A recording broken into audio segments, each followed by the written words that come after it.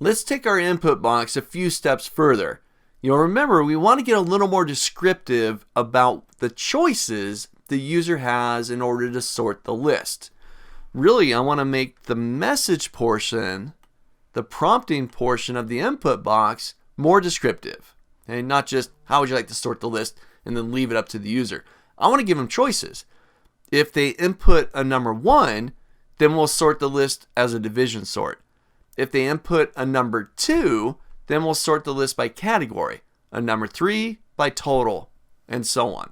So give them clear, distinct choices for them to input. Again, 1, this helps them out. They're going to know what's expected of them. 2, it's going to help us because now we're starting to control the user's experience, and that helps us with our programming side within VBA as well. So let me get rid of this. I don't want that prompt inside of there. Now our prompt's going to be pretty big, and I want to format it a little bit. So I'm gonna do something here. I'm gonna create another variable. Let's actually just put that right up next to that one. We'll call this prompt message, prompt MSG. It's going to be another string, or I'm going to store another string in there. Now, prompt MSG, or message, is going to be what the user actually sees and gives them the choices. So I want to do something like this. Let me write on my screen here for a moment. Imagine I've got my box. Okay? And inside that box, I want it to say, let's see, sort the lists, and then I want to wrap down a line, and I want to say something like a 1 would be sort by division, and then wrap down a line and do a number 2 would be sort by category, if I can spell right, category, and so on. Wrap down a line, number 3 would be equal to this, and so on. Okay? So we'll expect the user to type in one of those numeric values, but I want to present the message to them in a nice, clean, readable way. So this is really what we're going to create right here. We're going to create this and store it inside of this variable called prompt MSG. Now there's going to be a bit going on in here. I'm going to talk about each piece of it. Essentially, we're going to take several pieces of text and we're going to combine them together, okay, to make this nice paragraph of choices for the user to pick from. So I'm going to say, let's get even more descriptive. I'm going to say, enter a numeric value to sort. ... I'll close that one. So now I want to take that first little blurb, that first sentence, and I'm going to combine that. That's an ampersand character. That's the and symbol. It's your combining or concatenating character. I want to combine that with a carriage return, so we drop down a line to start giving them the choices. To do that inside of VBA, the character is VBCRLF. It's a carriage return line feed. Then I'm going to combine that with the next line. So enter a numeric value to sort. Then I want to wrap down a line and combine that with the next sentence. So the ampersand does the combining. We combine the first sentence with the carriage return. Then we combine that with the next line down below. And I'm just going to tab in just to make it look cleaner for me here. So I'm going to say quote 1 ... sort by division.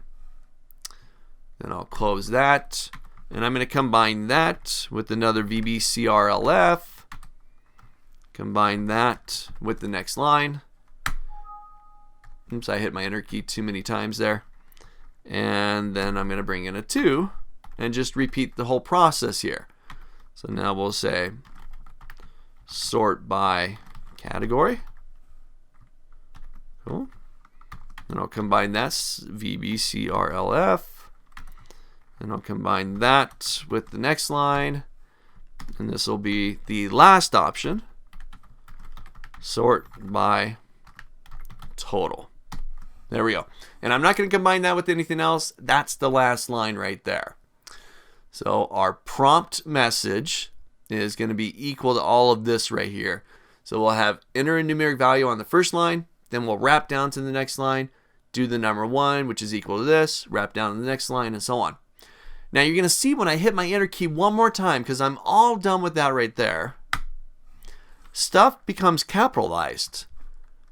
C, L, got capital everywhere, VBCRLF is used, carriage return line feed, and my MSG became capitalized as well because it's matching the declaration of the variable as well. So that's done. There's a lot going on in there. Read through that. Make sure you understand what's happening. The concatenating, combining character, and the return, carriage return, drop down to the next line. So now I want to take this variable, which is now our prompting message, copy that, and I'm going to go paste it into my input box. Let's just get rid of this white space here. All right, let's see what this looks like. I'm going to click into my procedure. I'm going to go hit the run button. And there's my prompt. Enter a numeric value to sort. Drop down a line. 1 equals this. 2 equals this. 3 equals this. So I could type in a value, such as 2, because I want to sort by category. I hit OK. And that number 2 is now being stored inside of this variable called user input. There's our message box. Nice little, or our input box. Asking the user for some input, giving them a nice direct message to look at, know what they need to type in, 1, 2, or 3 in this case, and then receiving that value back into your code. So try this out. Nail down that message, get more direct. If you want to get fancier with it, feel free. If not, you can just copy verbatim what I got on the screen there, which is totally fine. And then our next step, we'll jump into the next video, we're going to take a look at building the logic. If they enter a 1, then sort it by division. If they enter a 2, then sort it by, and so on. Okay? So get this message box done, and then jump into the next video.